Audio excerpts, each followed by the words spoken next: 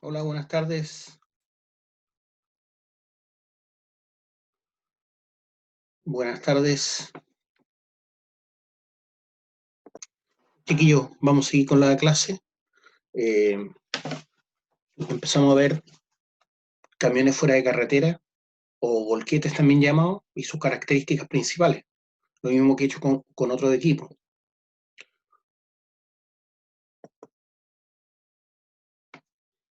Entonces vamos a empezar a ver, continuar con la materia. Estábamos hablando de la transmisión mecánica de los volquetes. Las cajas son actuadas hidráulicamente por un equipo, una parte que se llama Power Shift, estando extendido el empleo del cambio automático.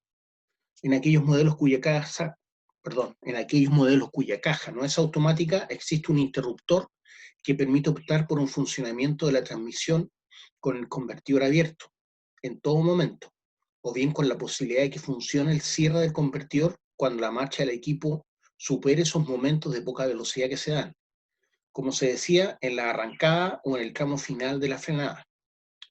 Si la caja es manual, aparte de la selección que el operador ha de hacer sobre el funcionamiento del convertidor, debe actuar sobre la caja, cambiando de relaciones, para lo que se ayudará del cuentavueltas, o ya, del cuentavueltas.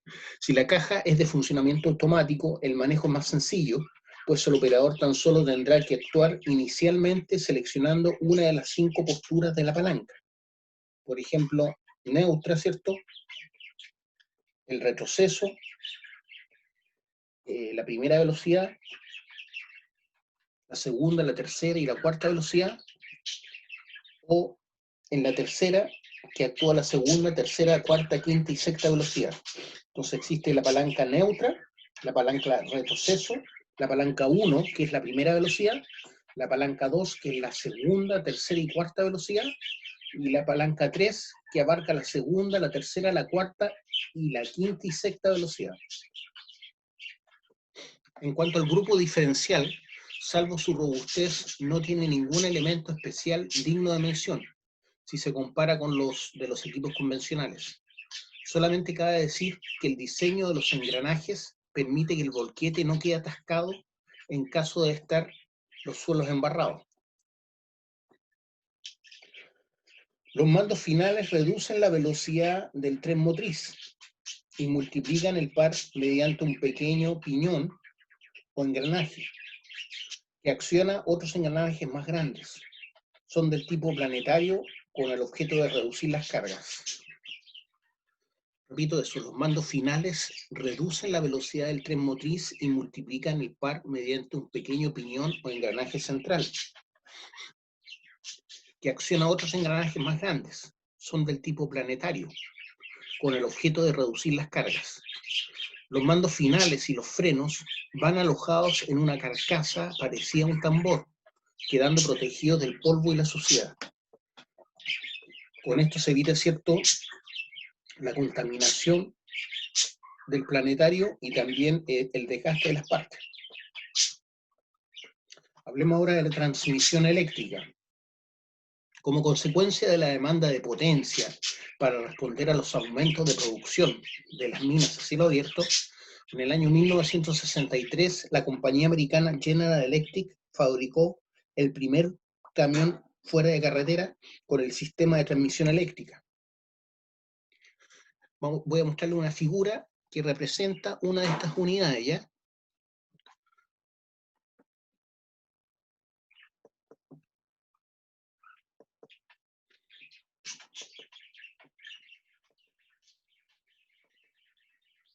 Ahí podemos ver, ¿cierto?, el camión volquete, ¿cierto?, los motores eléctricos como van alojados en la parte trasera, en el eje trasero, los controles, el bloque de resistencias, el radiador del motor diésel, el motor y a su vez el generador de electricidad, ¿cierto?, que permite alimentar estos motores.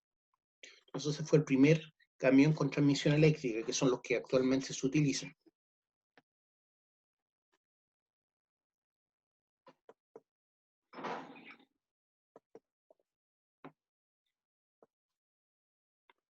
Los componentes principales de estos equipos son los siguientes. Estamos hablando de camiones con transmisión eléctrica, que son los que se utilizan actualmente. Un generador de corriente continua de hasta 1000 HP y alternador rectificador para las unidades de mayor potencia. La vida de estos generadores oscila entre las 12.000 y 20.000 horas y son fabricados por General Electric, Westinghouse y Reliance Electric. Sistema de control de estado sólido, sistema de control de estado sólido, sistema de refrigeración para disipar el calor generado por las resistencias durante la utilización del freno dinámico. Este es una especie de tubo de más o menos 12 centímetros, 15 centímetros de diámetro, que está en la parte trasera del camión y que lo que permite es disipar energía, porque los mismos motores cuando van a mayores revoluciones, por ejemplo en bajada, generan electricidad, se comportan como dínamos, y esa energía se tiene que disipar, esa energía eléctrica. Entonces la disipan de forma de efecto Joule, o sea, como una resistencia. Esa energía eléctrica se pierde a través de una resistencia que genera calor. Eso es lo que llamamos sistema de refrigeración para disipar el calor generado en las resistencias durante la utilización del freno dinámico, o sea, el freno motor. Motores de corriente continua en cada rueda, motores de corriente continua en cada rueda o en cada eje para los camiones de mayor tonelaje. Los motores pueden ser de alto par y baja velocidad o de bajo par y alta velocidad. Acuérdense que el par es el torque, entonces alto torque y baja velocidad o bajo torque y alta velocidad. Las vidas en servicio de estos componentes oscilan entre las 15.000 y 18.000 horas.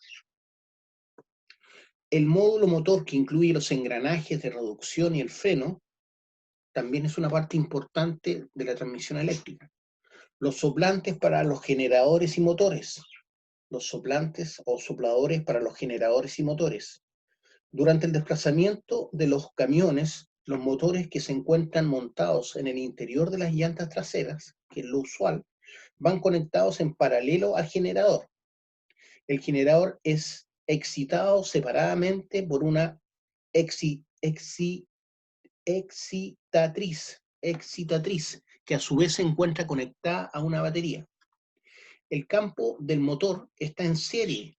El campo del motor está en serie con la armadura, lo que proporciona unas características de potencia,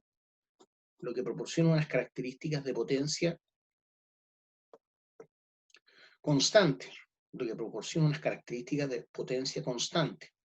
Durante el frenado cambia la conexión el generador primario. La energía producida se disipa a través de un bloque de resistencias enfriadas por aire.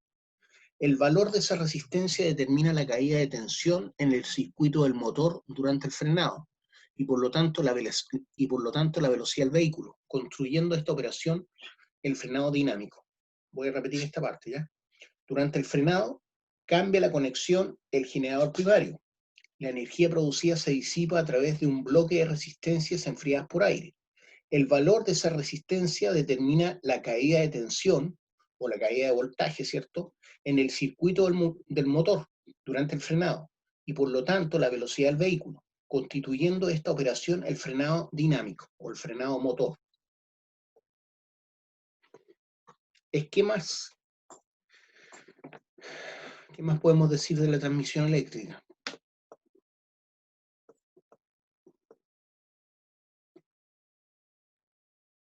Voy a mostrar cómo van los motores eléctricos respecto a los neumáticos, ¿ya? En un esquema que tengo.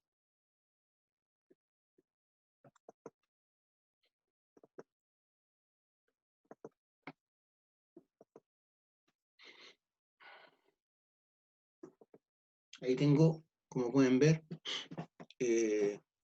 aquí donde están los motores eléctricos, ¿cierto? Aquí van los neumáticos, punto de suspensión delantera, piñones planetarios, número 2, coronas dentadas de ruedas, número 4, ejes, número 5, piñones de motores de tracción, número 6, piñón central, número 7, soporte del planetario, Número 8, engranajes principales. Número 9, alojamientos de motores. Y 10, motores de tracción. Y 10 son los motores de tracción.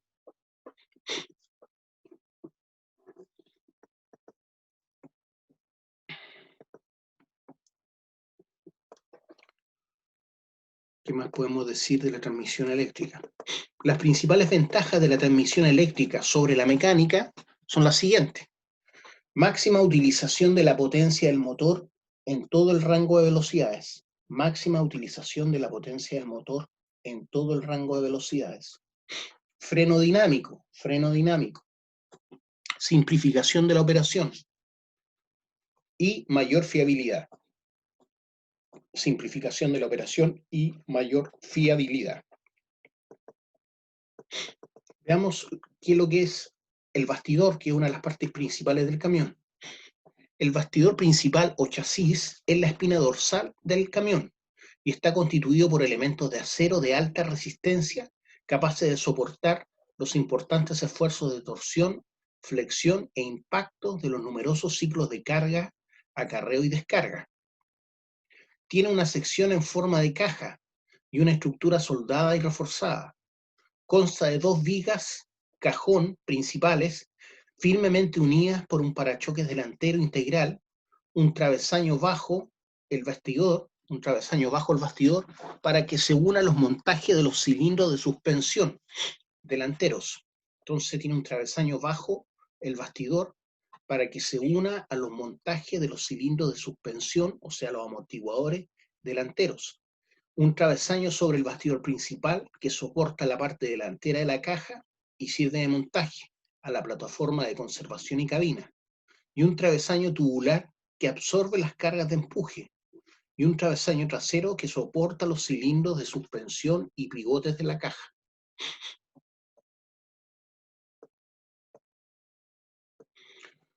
La resistencia de los aceros de las secciones suele ser de 6.500 kilopascales y la de las secciones fundidas de 5.000 kilopascales. Los aceros utilizados de composición de grano fino, los aceros son de composición de grano fino, además de tener una alta resistencia a los impactos, soportan muy bien las bajas temperaturas ambientales y presentan una gran facilidad de reparación sin requerir técnicas especiales de soldadura. Voy a mostrar una imagen del bastidor del camión fuera de carretera, por cierto.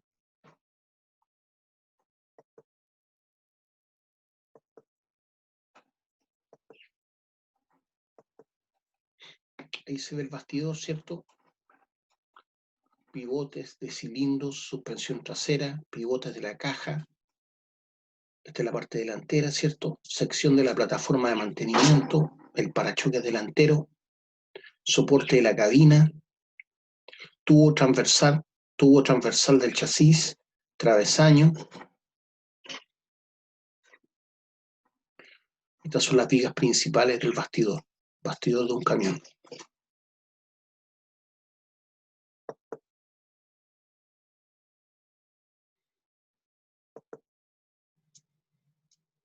Sigamos. Estamos hablando del bastidor, ¿cierto? ¿Qué más podemos decir? La caja, hablemos de la caja, vale decir la tolva.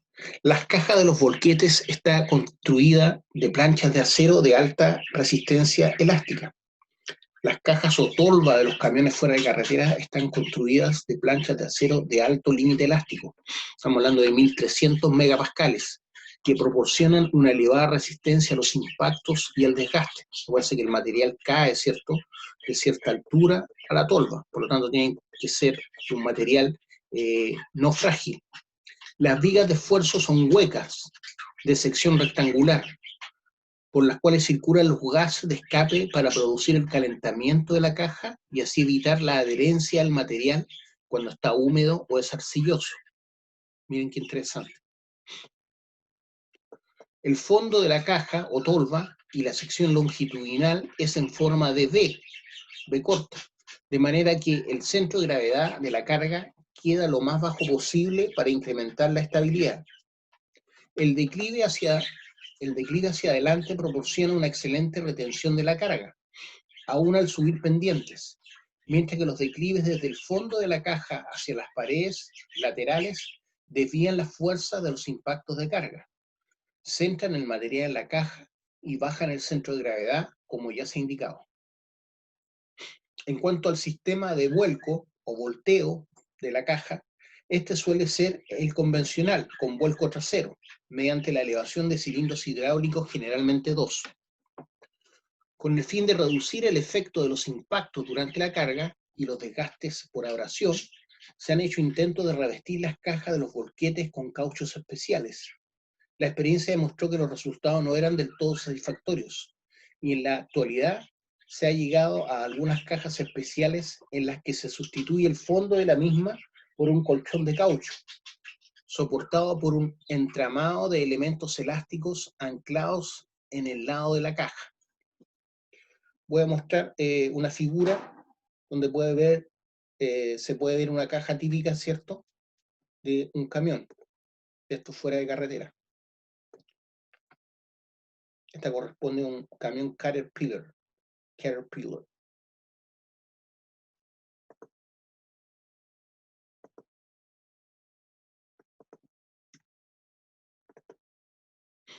Y tengo una tolva, ¿cierto?, típica. Esta parte le llaman sombrerete o sombrero, que es para evitar que el material pueda caer encima de la cabina del operador. Ahí se ven los declives que tienden a centrar la carga y el declive hacia abajo, ¿cierto?, hacia adelante, para evitar que el material se caiga o tienda a caerse cuando va subiendo el camión.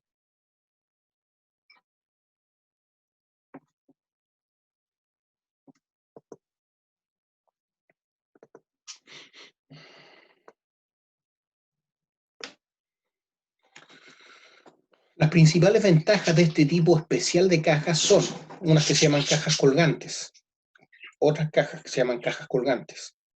Entonces, en una figura que vamos a ver a continuación, vamos a ver una caja colgante, en donde se puede ver un esquema de colocación del caucho en las denominadas cajas colgantes. Las principales ventajas de este tipo especial de cajas son ahorro de peso de la caja en varias toneladas, ¿cierto?, incremento de la carga útil y mejora en el consumo del combustible. Esas son las ventajas de las cajas colgantes.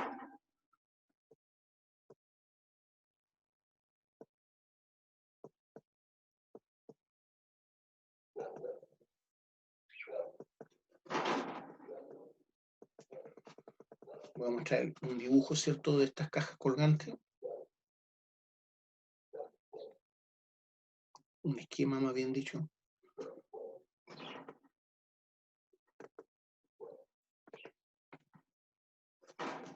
Ahí se ve cómo están construidas estas cajas colgantes. Ese entramado que va.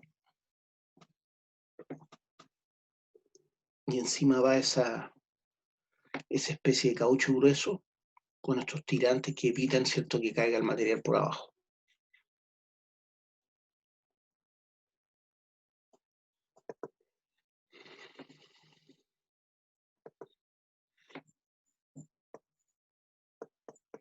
Los sistemas de suspensión deben ser simples, duraderos, eficaces y de fácil mantenimiento. Además de la amortiguación proporcionada por los propios neumáticos,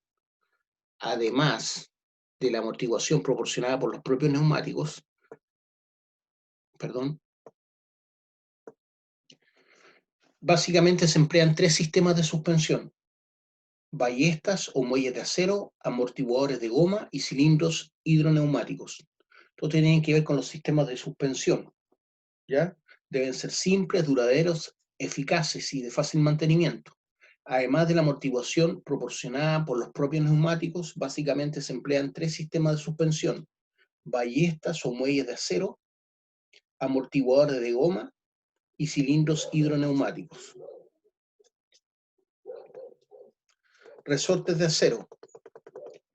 Este grupo está integrado por las ballestas, que son las típicas que utilizan las camionetas en las ruedas traseras, muelles de acero, etcétera, que deben estar sometidos a una gran tensión para que sean efectivos.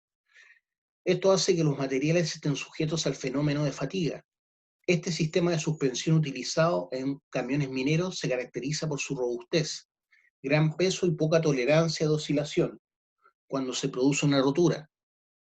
Cuando se produce una rotura, generalmente se paraliza el transporte y la sustitución consume gran cantidad de tiempo.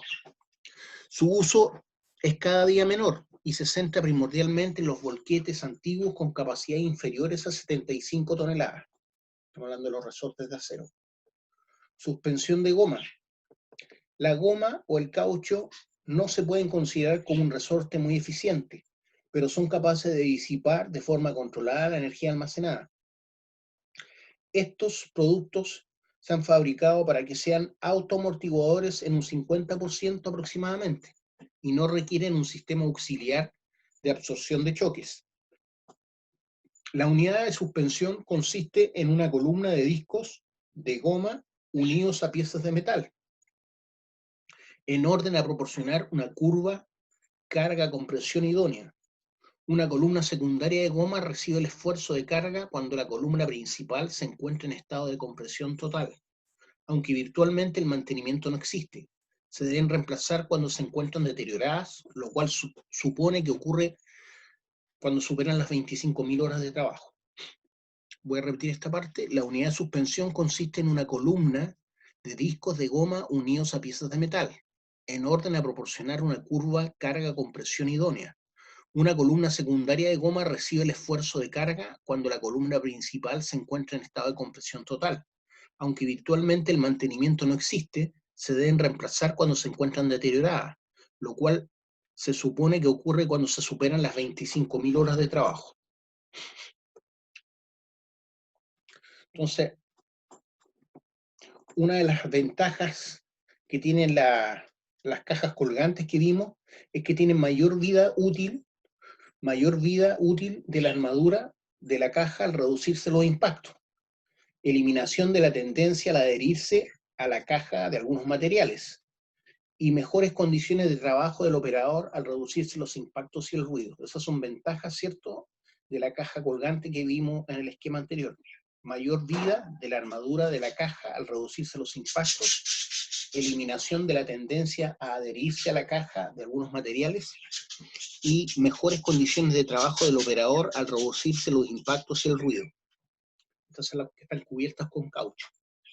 Entonces, respecto a la suspensión, el sistema de suspensión de un camión minero no solo debe absorber las oscilaciones y vibraciones causadas por las desigualdades del terreno, sino que también debe amortiguar los golpes durante la carga y distribuir el peso de esta sobre los neumáticos, proporcionando por un lado estabilidad al vehículo y por otro lado confort al conductor. También tenemos los cilindros hidroneumáticos, ¿ya?, que son parte de la suspensión. Conceptualmente, este sistema consiste en un robusto cilindro rígidamente unido al bastidor y un pistón anclado mediante otro bastidor a las ruedas, igual que las camionetas.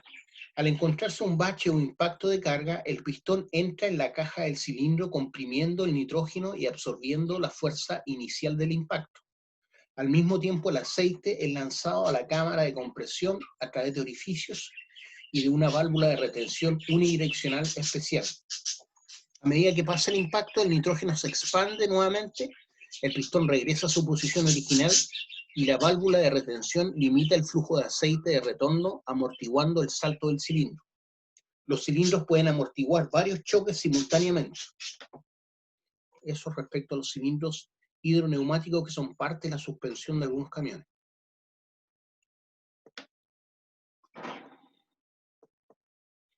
El anclaje de los amortiguadores puede realizarse directamente o a través de puentes articulados, reduciéndose los impactos en este último caso de forma más efectiva. En algunos modelos se dispone conjuntamente de puentes articulados en las rótulas situadas en el chasis y barras posicionadoras que facilitan el mantenimiento de la horizontabilidad del cuerpo de los camiones, debido al cinematismo de los mismos, a pesar de su circulación por terrenos irregulares. Voy a repetir esta parte. En algunos modelos se dispone conjuntamente de puentes articulados en las rótulas situadas en el chasis y barras posicionadoras que facilitan el mantenimiento de la horizontalidad del cuerpo de los camiones, debido al cinematismo de los mismos, a pesar de su circulación por terrenos irregulares.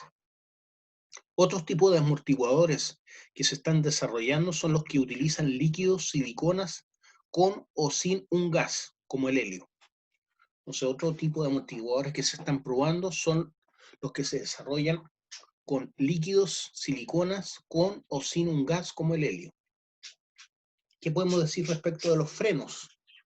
Respecto de los frenos. Primero voy a mostrar unos esquemas, ¿cierto?, de cómo son los amortiguadores.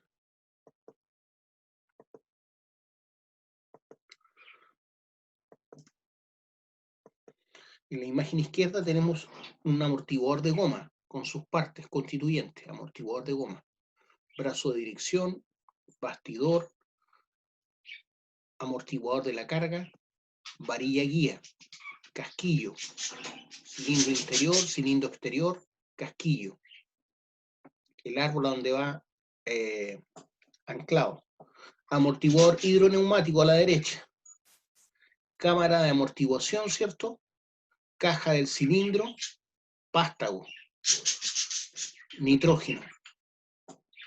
Ese es el amortiguador hidroneumático.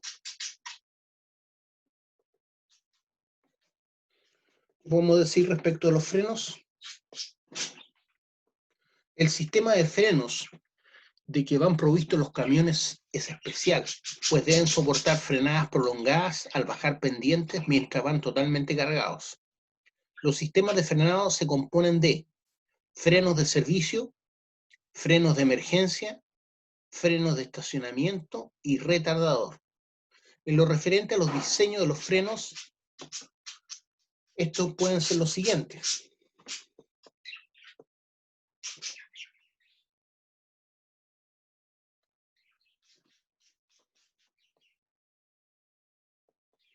Voy a mostrar una imagen de los frenos típicos de los camiones.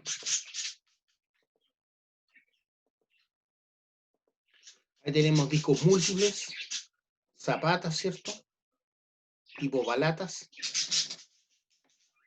y discos simples. Esos son los tipos de freno de los camiones fuera de carretera.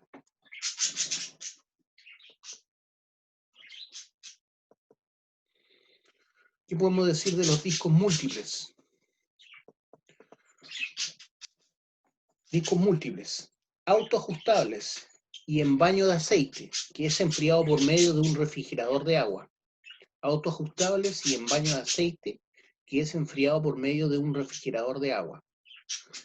Los frenos de zapatas están constituidos por unos resortes y unas zapatas que al expandirse actúan sobre la superficie interna de un tambor cilíndrico. ¿Ya? Entonces, estas zapatas son como balatas, ¿cierto? Estas están constituidas por unos resortes y unas zapatas que al expandirse actúan sobre la superficie interna de un tambor cilíndrico. Y de disco simple, con un conjunto de pinzas que actúan sobre un disco solidario al eje. ¿Ya? Igual que los frenos de disco de los vehículos. De disco simple, con un conjunto de pinzas que actúan sobre un disco solidario al eje. El mecanismo de accionamiento de los frenos de servicio está constituido en la mayoría de los volquetes por un pedal que actúa sobre circuitos independientes. Entonces, el mecanismo de accionamiento de los frenos de servicio está constituido en la mayoría de los camiones por un pedal que actúa sobre circuitos independientes de aire a presión, uno por cada eje, actuando estos, a su vez, sobre sendos circuitos hidráulicos, asimismo independientes a través de 4 bombines, uno por cada rueda, de forma que si falla alguno de ellos, la otra rueda de ese eje actúa de freno. En algunas marcas existe la posibilidad de anular los frenos delanteros, pero en la mayoría de los frenos de servicio actúan siempre sobre los 2 ejes, como ya se ha indicado. El sistema de frenos de emergencia consiste en la aplicación de los frenos de servicio, generalmente con los de aparcamiento, en caso de caída anormal de presión del aire comprimido. En cuanto al sistema retardador, consiste en actuar de forma modulada sobre los frenos traseros de servicio, que al ser de discos múltiples y refrigerados por aceite, permiten una operación continuada con seguridad en algunos modelos de retardador. También actúa sobre la transmisión automática. Voy a repetir esto. En cuanto al sistema retardador, consiste en el actuar, ¿cierto?, de forma modulada sobre los frenos traseros de servicio, que al ser de discos múltiples y refrigerados por aceite, permiten una operación continuada con seguridad. En algunos modelos el retardador también actúa sobre la transmisión automática, permitiendo apurar más las marchas, sin que se realice el cambio a una velocidad superior. Y por otra parte, adelantando el punto normal de entrada de una marcha corta. Esto incrementa la capacidad de frenado del motor.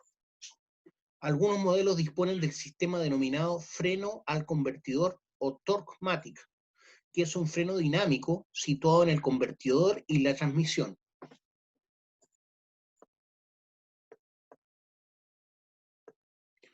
En el eje que une el convertidor y la transmisión,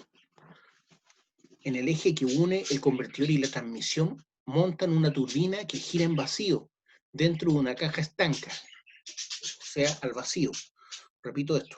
En el eje que une el convertidor y la transmisión montan una turbina que gira en vacío dentro de una caja estanca, donde no puede entrar polvo. El eje del convertidor, la turbina y la transmisión siempre están solidarios. Cuando se acciona el retardador, se da entrada al aceite del circuito convertidor-transmisión, en la caja en la que la turbina que giraba en vacío. Cuando se acciona el retardador, se da entrada al aceite del circuito convertidor-transmisión en la caja, en la que está la turbina que giraba en vacío. Al tener que seguir girando ahora, ya dentro de una caja llena de aceite, sufre un frenado en su velocidad de giro, frenado que aprecia la máquina en su velocidad de marcha. El aceite que se introduce en la caja es derivado a un refrigerador para bajar su temperatura. ¿Qué podemos decir acerca de la dirección y sistemas hidráulicos de estos camiones fuera de carretera? La dirección es totalmente hidráulica, llevándose a cabo la última acción mediante dos cilindros hidráulicos, gemelos de doble acción independiente. Estos cilindros hidráulicos están insertos dentro del sistema hidráulico general, que agrupa los cilindros de elevación de la caja, y cuyo aceite atraviesa los discos traseros de freno refrigerándolos. Este sistema hidráulico general es independiente de los dos circuitos autónomos y estancos que actúan sobre los frenos delanteros y traseros. El sistema hidráulico se activa por medio de una o dos bombas en paralelo, según los fabricantes que están funcionando siempre, tanto para girar la dirección como para levantar la caja. Voy a repetir esto. El sistema hidráulico se activa por medio de una o dos bombas en paralelo, según los fabricantes, que están funcionando siempre, tanto para girar la dirección como para levantar la caja. Si se dispone de dos bombas y hubiese avería en cualquiera de ellas, la otra siempre puede alimentar la dirección, aunque no podrá entonces levantarse la torba, ¿cierto? Estamos hablando de los sistemas hidráulicos del camión. Por otro lado, la transmisión dispone de otra bomba y circuito totalmente independiente que mantiene el flujo de convertidor, caja de cambios y refrigerador. Los cilindros hidráulicos de la dirección actúan sobre el mecanismo direccional por medio del varillaje correspondiente.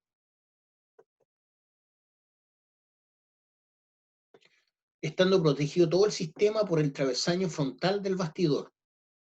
Como dirección de emergencia, algunos fabricantes disponen un motor eléctrico que activa a su vez la bomba hidráulica de dirección, capaz de actuar los dos cilindros de dirección.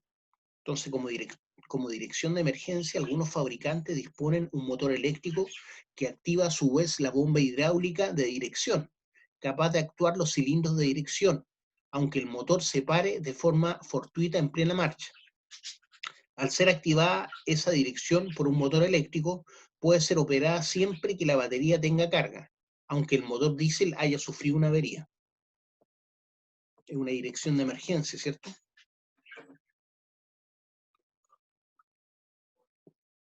En algunos volquetes o camiones fuera de carretera, la dirección auxiliar no existe como tal, sino que el circuito hidráulico de la dirección tiene un acumulador que en caso de avería fortuita permite la operación sobre los cilindros hidráulicos de dirección, aunque solamente tiene capacidad para 2 vueltas de volante, por lo que no se podría utilizar este mecanismo de emergencia más que para apartar el vehículo.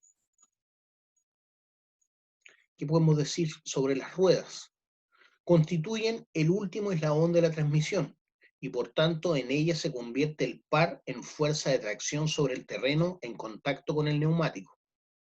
En general, cuanto más pequeño es el diámetro de las ruedas, mayores son las fuerzas de tracción, aunque existe un aunque existe un valor máximo que no se puede superar función del peso por eje y del coeficiente de tracción que depende del tipo de terreno. ¿Qué podemos decir respecto de la cabina? La cabina es el puesto de trabajo del conductor, siendo criterio universal el que esté diseñada para proporcionar visibilidad y confort durante la operación. Los componentes más importantes, figura 24, además del volante dentro de la cabina son pedal del acelerador, pedal de freno, palanca del retardador y del freno de emergencia, palanca de accionamiento del basculante, palanca de cambios, consola de controles, consola de control de la transmisión, asiento con suspensión ajustable y cinturón de seguridad, calefacción, aire acondicionado, limpia parabrisas, sistema de verificación electrónica y cabina de acero con diseño ROPS. Voy a mostrar una imagen ya de cómo es el sistema hidráulico del camión.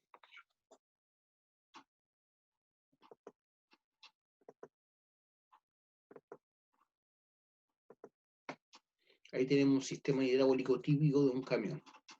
Aquí está el volante, ¿cierto? Lo que permite, ¿cierto?, configurar la dirección, los cilindros hidráulicos que me permiten una dirección asistida, tirante de acoplamiento,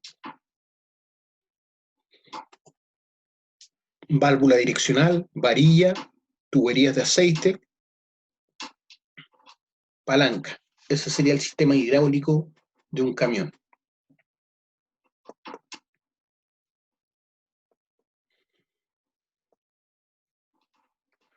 Entonces, las partes componentes principales de una cabina son el pedal del acelerador, pedal de freno, palancas del retardador y de freno de emergencia, palanca de accionamiento del basculante, ¿cierto?, para voltear la tolva, palanca de cambios, consola de controles, consola de control de la transmisión, asiento con suspensión ajustable y cinturón de seguridad, calefacción y aire acondicionado, ¿cierto?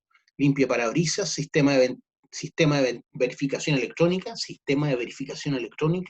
y cabina de acero con diseño ROPS. Vamos a mostrar una imagen de los típicos elementos que se encuentran en una cabina, ¿ya?, de un camión fuera de carretera. Esto es lo típico que encontramos en un camión fuera de carretera. Entonces, volante de dirección, control del freno secundario, control del retardador, tablero del sistema monitor, control de la señal de dirección y de las luces de emergencia, palanca de cambios, controles de aire acondicionado y deflectores del flujo. Este es el interior de la cabina de un camión fuera de carretera.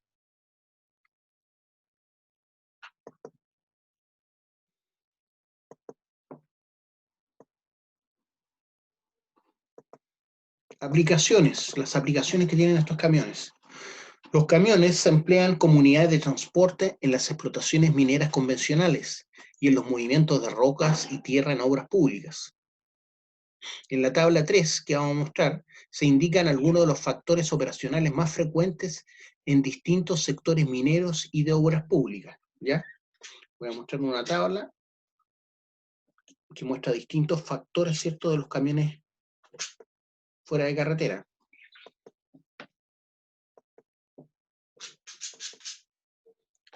Factor operacional, tengo el material, ¿cierto? Que pueden ser rocas y suelos, calizas, granitos, mineral de hierro, cobre, uranio, que es el más pesado, y minería más liviana, que sería el carbón, fosfatos, etc. Estamos hablando más liviana en cuanto a densidad. Pendiente, de 0 a 5%, cuando llevo rocas o suelos en obras públicas. 6 a 10% del rajo, por ejemplo, a la planta, tienen que bajar por una rampa. 6 a 10% de pendiente en extracción por corta. Y en exterior mina, en general, de la minería sedimentaria, estamos hablando de pendientes de 3 a un 5%. Resistencia a la rodadura, ¿ya? Sobre el suelo, ¿cierto? 3 a 10%. 3 a 10% en general en obras públicas, 2% en cantera, 2% en minería metálica, 3 a 4% en interior mina o 2% en el exterior. Distancia de transporte en obras públicas, 1,5 a 8 kilómetros. Distancia de transporte en cantera, 0,3 a 1,8 kilómetros. En minería metálica, los típicos rajos, 1,5 a 3,6 kilómetros. Son las distancias ideales para obtener una productividad idónea. Y en minería sedimentaria pueden andar hasta 5 a 8 kilómetros. Aquí el material es más liviano, ¿ya? Porque tenemos menor densidad del material.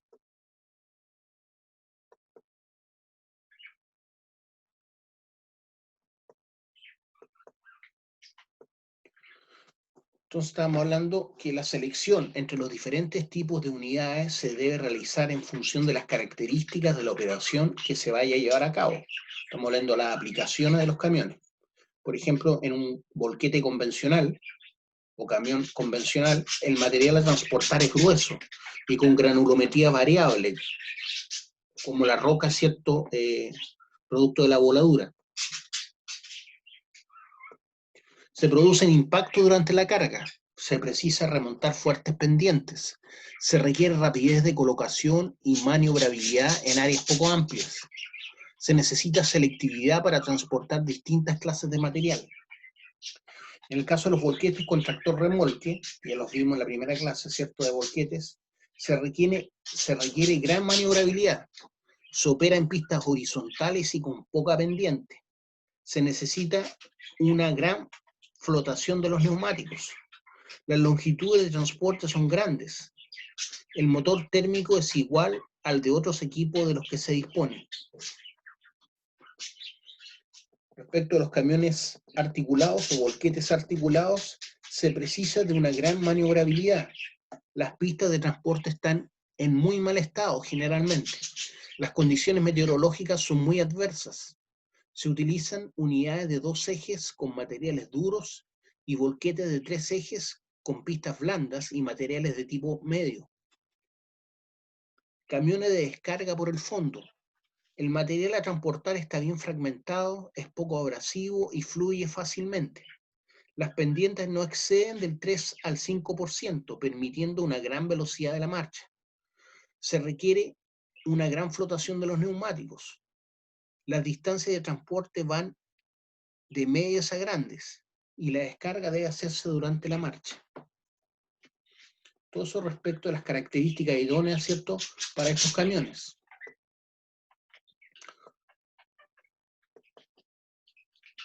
Práctica operativa. ¿Cuál es la práctica operativa con los camiones o camiones fuera de carretera?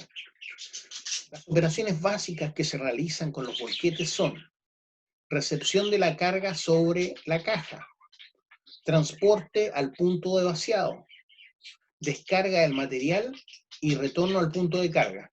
Ese es el ciclo, ¿cierto? El ciclo operativo. Recepción de la carga sobre la tolva, transporte al punto de vaciado, descarga del material y retorno al punto de carga. Ahí se completa el ciclo. El ciclo, perdón. El llenado de la caja puede efectuarse mediante cargadores frontales, excavadoras hidráulicas o excavadoras de cables, también por rotopalas o minadores continuos. En cada caso, el volquete se estaciona de forma que la máquina de carga consiga su máxima efectividad y rendimiento. Si las unidades de transporte están bien dimensionadas, se debe conseguir la carga de estas con máquinas cíclicas, con un número de baldes que vaya entre los 3 y 5 baldadas. Eso es lo ideal, ¿es cierto? Para aumentar la productividad y la eficiencia de estos equipos. El ciclo de transporte incluye periodos de aceleración y de frenado, y desplazamientos con una velocidad mantenida, que es función de las condiciones de la pista, tráfico, tracción disponible del vehículo y longitud de transporte. Dependiendo del diseño de la tolva, la descarga consiste en el vertido de la carga sobre el borde de una escombrera, en una tolva o sobre un emparrillado, ¿cierto? O arnero. Las maniobras que son necesarias pueden variar en cada caso. Voy a mostrar los típicos esquemas de maniobras de estos camiones en una imagen que tengo acá. Al tiro se los muestro.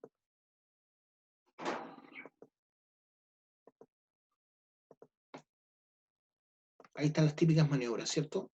Área de maniobra y carga. Hay dos carriles aquí. Área de descarga, escombrera, ¿cierto? La tolva, puede vaciar en escombrera, en tolva, ¿cierto? Sobre un chancador primario o sobre una especie de arnero, ¿cierto?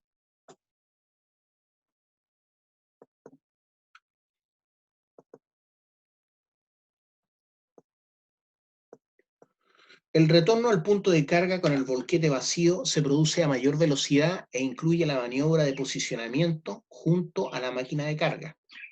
Las áreas de vertido o vaciado y carga deben prepararse de forma que las maniobras a realizar por los camiones sean lo más simples y cortas posible, con el fin de obtener buenos rendimientos y condiciones seguras de operación. En el caso del vaciado de estériles en escombreras o botaderos, este podrá llevarse a cabo directamente sobre el borde del talud, requiriéndose un posicionado cuidadoso y generalmente bajo la supervisión de un peón, o descargando el material en montones próximos al borde, y que posteriormente un equipo auxiliar empujará.